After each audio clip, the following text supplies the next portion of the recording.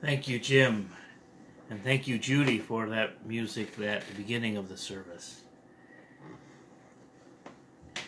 Last week I talked about the theology of love.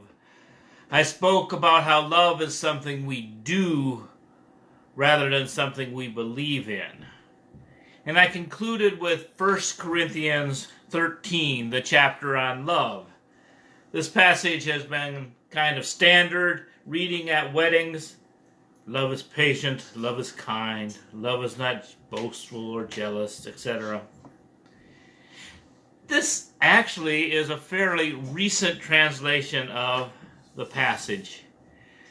The Revised Standard Version of the Bible was released in 1952, and it was an update of the Revised Version published in 1885 and the American Standard Version published in 1901. These were all attempts to update the Bible from Elizabethan image of the Elizabethan English of the King James Bible. Now, the King James Bible in this passage uses the word charity, but these newer translations use the word love. And these new translations were met with resistance from conservative Christians who preferred the rhythms of Shakespeare coming out of Jesus' mouth rather than everyday English. And those who took the words of the Bible literally were suspicious of any change to the words. The National Council of Churches, in order to promote this Bible in 1952, chose to make it distinctive on the shelf from other Bibles and gave it a nice red cover in the midst of the McCarthy era. King's College of London reports on their website, the RSV, like all other revisions, endured some withering criticisms. Pamphlets with titles such as the New Blasphemous Bible and the Bible of the Antichrist indicate the strength of feeling against it in some quarters. And some of the revisers even found themselves the focus of interest to Joseph McCarthy's Committee of Investigation into Un-American Activities for supposedly communist leanings. But it also was immediately successful. 12 million copies being sold within 2 years of publication. People liked to hear the Bible in a language that they actually spoke. But this shows us that conspiracy theories are nothing new. In 1952, the Red Bible was accused of being communist because it did such things as change the word charity to love. Now, the King James used that word charity to translate the word agape, which means unconditional love. And so charity is a reasonable translation. Agape is giving with no expectation of return. Another Greek word for love is eros, from which we get the word erotica. Now, this is love given with the expectation of mutual return. And when done right, who's the giver and who's the receiver become a blur. A third Greek word for love is philios, or brotherly love, or friendship.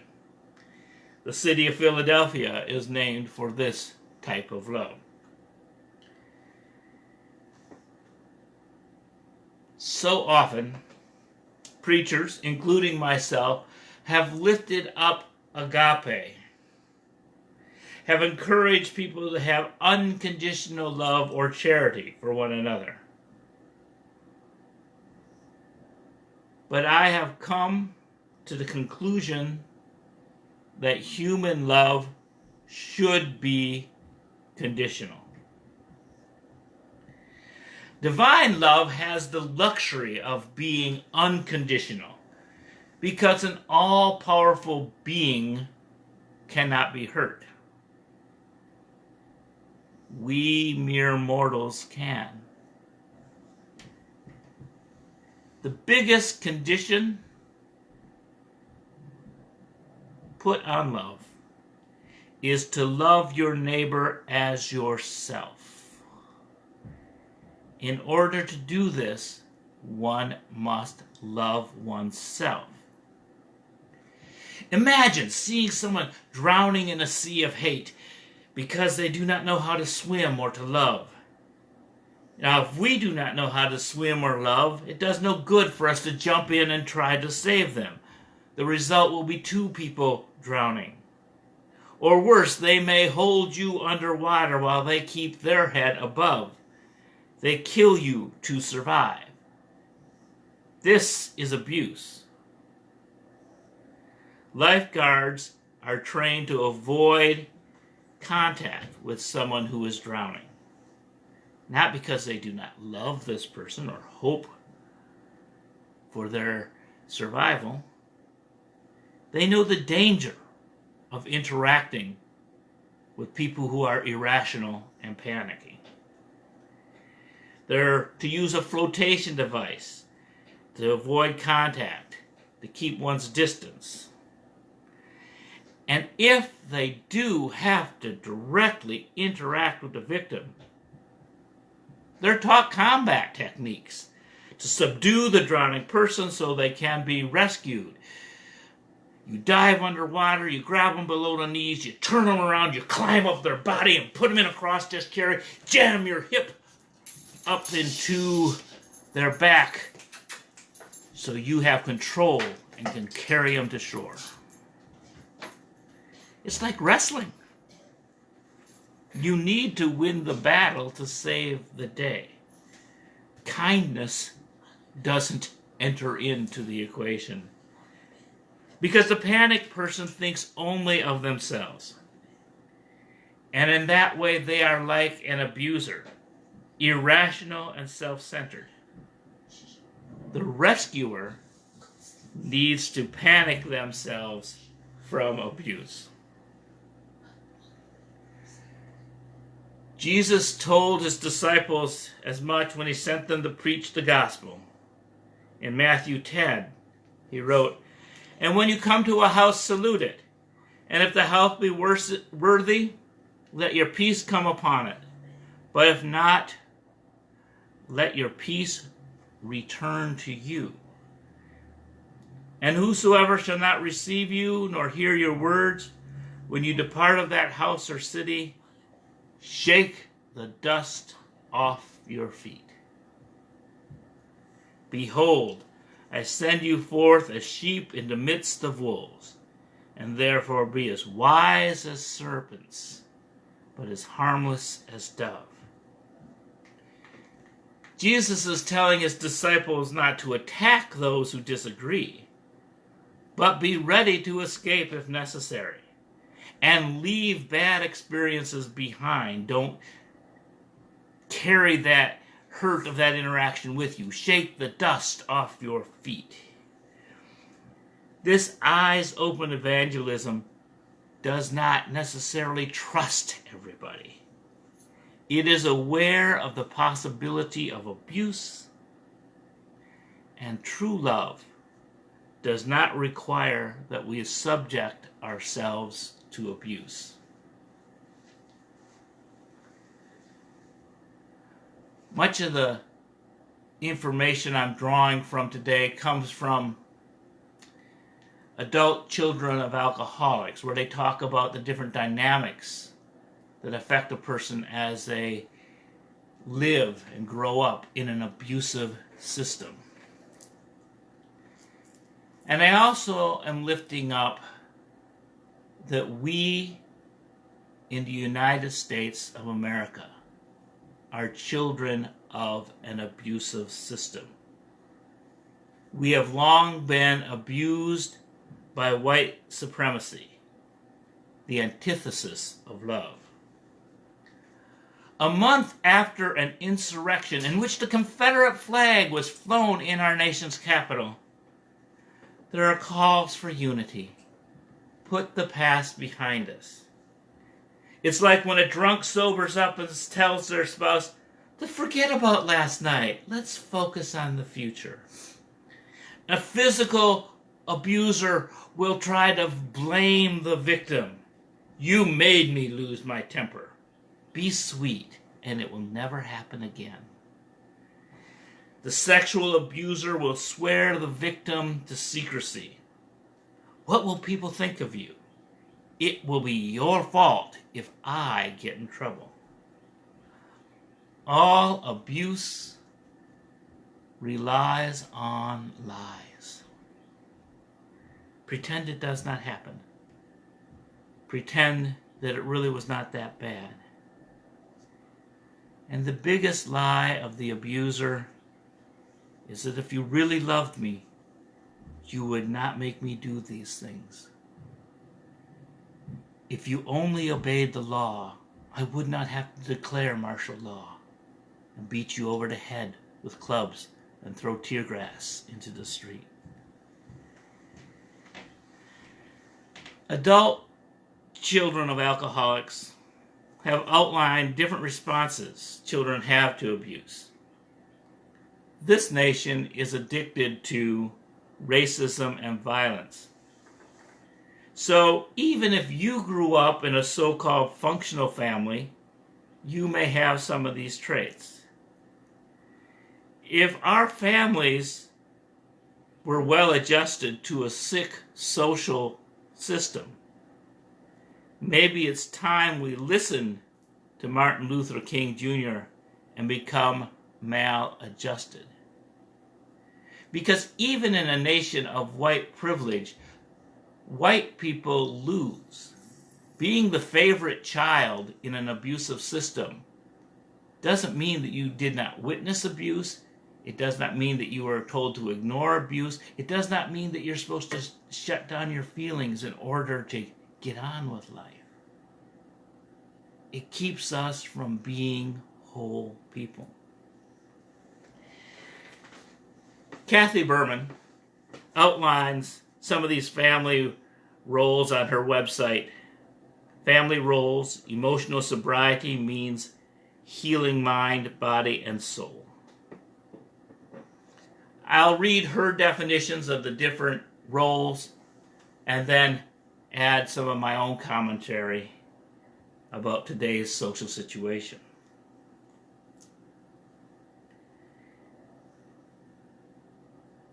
Some of the personality types are family hero, an achiever, usually but not always the oldest child, often a workaholic who can identify others' needs and meet them, but is without an understanding of their own needs. This is often the child who uses their success to find a sense of belonging, the one who shows that the family is all right, but is unable to feel the benefit of his or her achievements. They feel like a fraud and are subject to depression, which they hide from those around them. This is why the richest in our nations feel they have to live in gated communities.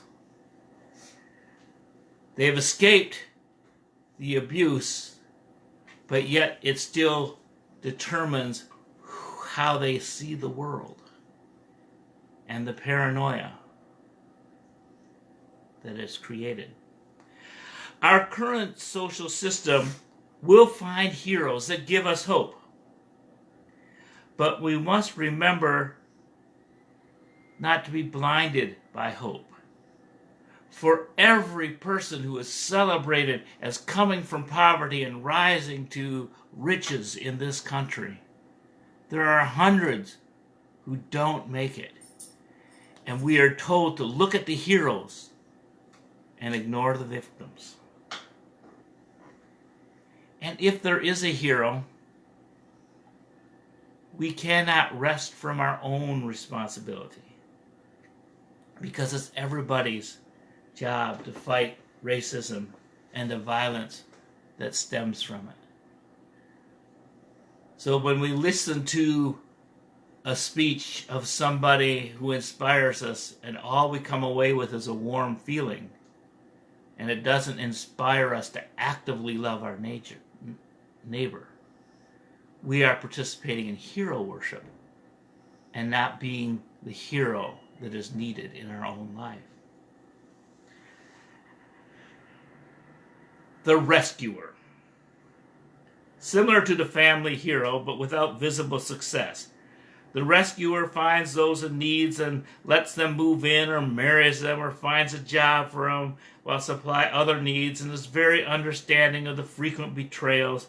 The rescuer has a deep-seated self-hate that drives them to their role as savior because they know that not anybody already on the bottom of a barrel will have nothing to do with them. They tend to feel inadequate, and they're giving and unable to accept help for their own needs. This is the trap that the white liberal often falls into, the Unitarian Universalist Church, that sense of, I'm here to help. I'm here to help those poor people over there. And they're not even looking at their own wounds. I think in the recent years of these anonymous letters from staffers at the White House who tried to assure us that they were keeping President Trump from going off the rails, the so-called adults in the room failed to stop the sacking of the U.S. Capitol. They want to take credit for saving democracy while they were complicit with its destruction.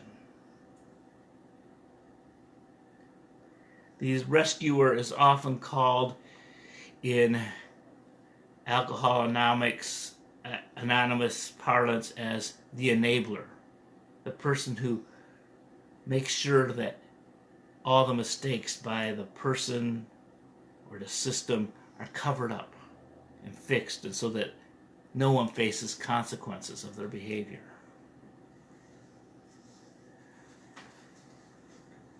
The mascot. Often a younger child who uses humor or distracting behavior, such as being exceptionally clumsy or always in trouble, not real trouble, but just mischief, to take the focus of the family away from the problems of family dysfunction. If the parent is violently drunk, the mascot may take abuse to save the rest of the family, or may be able to crack a joke at the necessary moments just to take everybody's mind off the current reality. In our current situation, for the past 15 years, I have loved the late night comics who are able to poke fun at the horrors of our situation. It has been a relief to laugh when we are in so much peril. But we have to ask ourselves, when is it time to stop laughing and get to work? Dr. Berman continues with her descriptions of the roles in identifying the adjuster, the one who is never bothered by what is happening.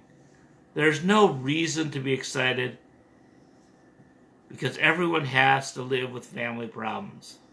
The child never becomes too attached to a goal or a desire because they have learned to change their direction at any moment.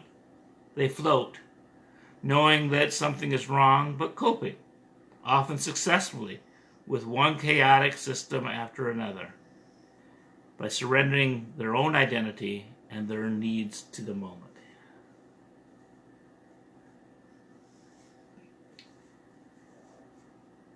Many of us have trouble planning. If we're adjusters, we have trouble facing problems. We hope that if we don't mention the problem, it will go away. Many of us wish that such topics such as today's sermon weren't discussed in church. Talking about such things is unsettling and upsetting. They want the church to be charitable, to provide unconditional love. We may feed the poor, but we must never ever question why there are poor. Another role is the doormat. The abused child who survives by lying down and letting others walk all over him or her, rather than risk an unpleasant or dangerous confrontation.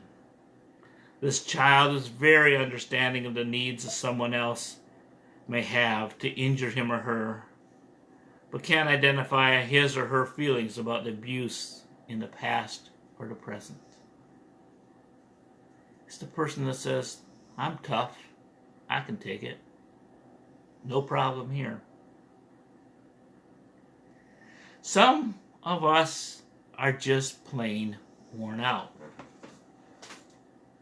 The rich get richer and the poor get poorer. What's the use of trying anymore? Berman goes on to describe the acting out child or the rebel. This child is an action at the slightest provocation, whether it's an heroic action to prevent or abuse to someone else by distracting the abuser or to protect himself or herself in the wildness. This is the child most visible to the outside world in the family. This is the one who dyes their hair purple, who may adopt alcoholism, drug addiction, or other compulsive behaviors early in defiance of the family system. They're the ones that scream from the top of the mountaintop, this is wrong. This is not the way it should be. Black Lives Matter, feminists, Native Americans, water protectors, advocates for the poor, and other radicals scream just so they can be heard. They'll do something as silly as knit pink hats and wear them in the street.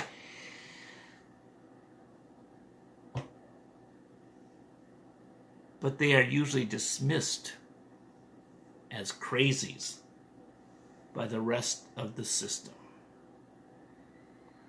Or in the South, the family will say, well, bless her heart. Another role is described as the scapegoat. This child takes the blame and shame for the actions of other family members by being the most visibly dysfunctional. This child serves the family by being sick or crazy to allow the other members of the family to ignore their own dysfunction. This is, in some ways, the child that holds the family together. The family rallies to help the family jerk. He or she learns to remain dysfunctional, to continue receiving the little attention available in a dysfunctional home by making the family okay, by being the focus of all that is not okay.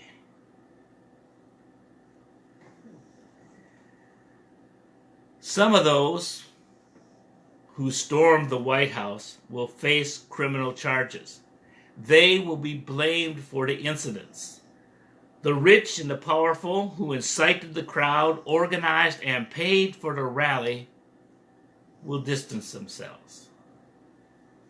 Many who have access to lawyers and power will say that the rabble acted on their own. The scapegoats will take the focus off the real perpetrators.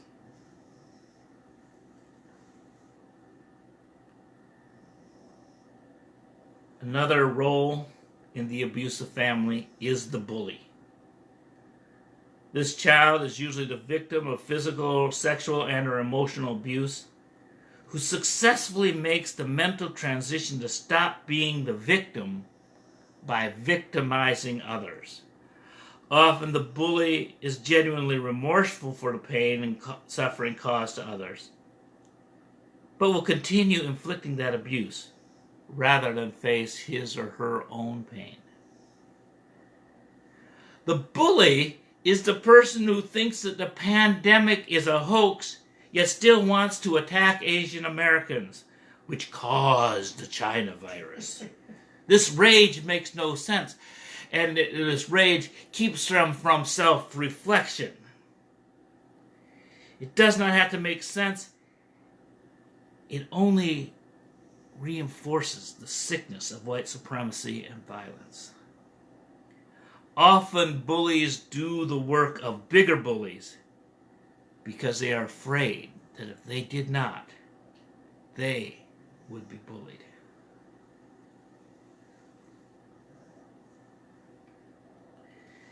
And the final description I'll give you this morning is the lost child.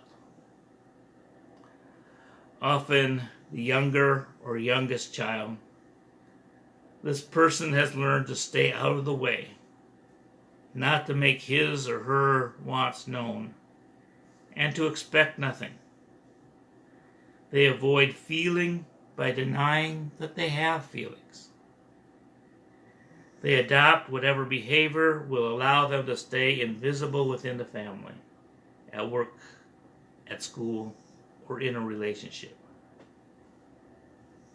This is the child who can assume whatever personality those around them feel most or least threatening.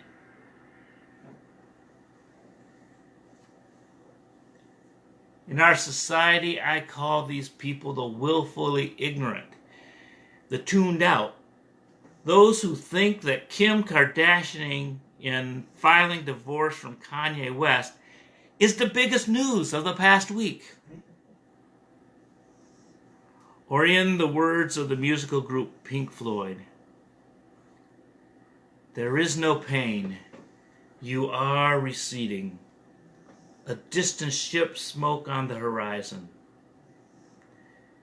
You are only coming through in waves, your lips move, but I can't hear what you're saying. When I was a child, I caught a fleeting glimpse out of the corner of my eye.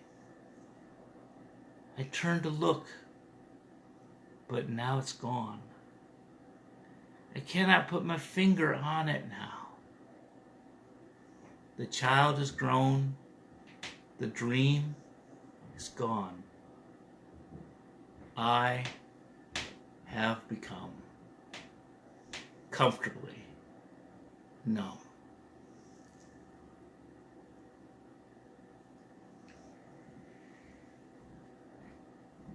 I recognize myself in some of those roles.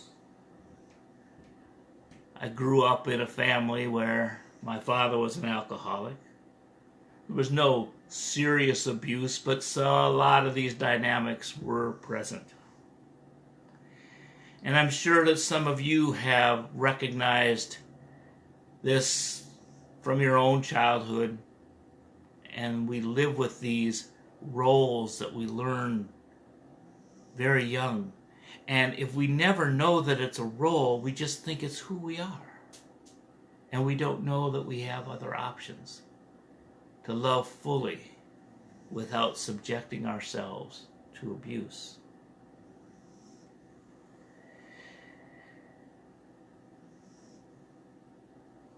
The solution is to become your own loving parent, to take responsibility for who you love and what you expect out of love, and to protect yourself when love goes bad. Because love does not always mean kindness. Sometimes we have to back away and let the addict hit bottom.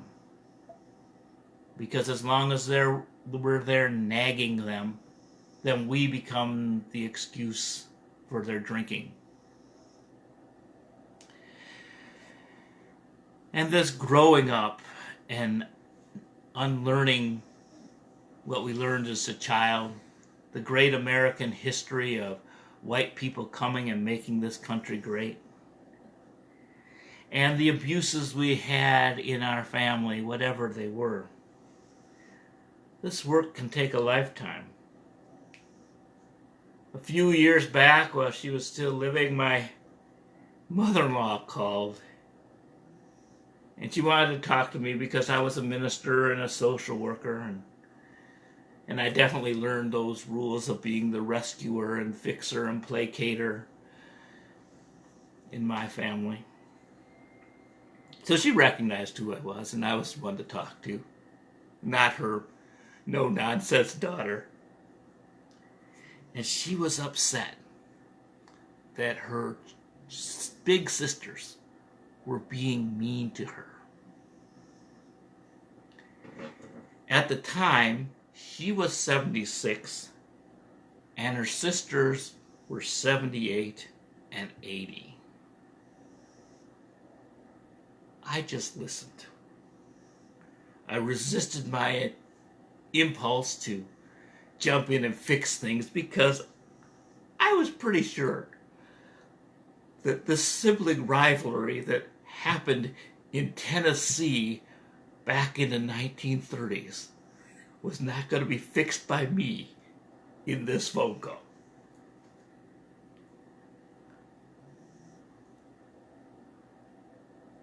And sometimes that's what we have to do, is just listen to each other and not try to fix. Because the trying to fix is also a form of trying to control the situation to make everything seem better. Sometimes we have to live with the struggle. We have to learn how to love without subjecting ourselves to abuse. We must learn to name the abuse and not participate in it. But it gets so tangled. Often our best efforts are rejected, and there are some people we cannot reach. Our love is conditional because our lives are finite. Yet we love, because to hate is an even greater price to pay. It is tempting to hate the haters, but that only gives the haters what they want. Do not let anyone take your love from you. Guard it like a precious gift and share it however you can, conditionally, knowing that you have to love yourself to ever love others. May we bless and be blessed.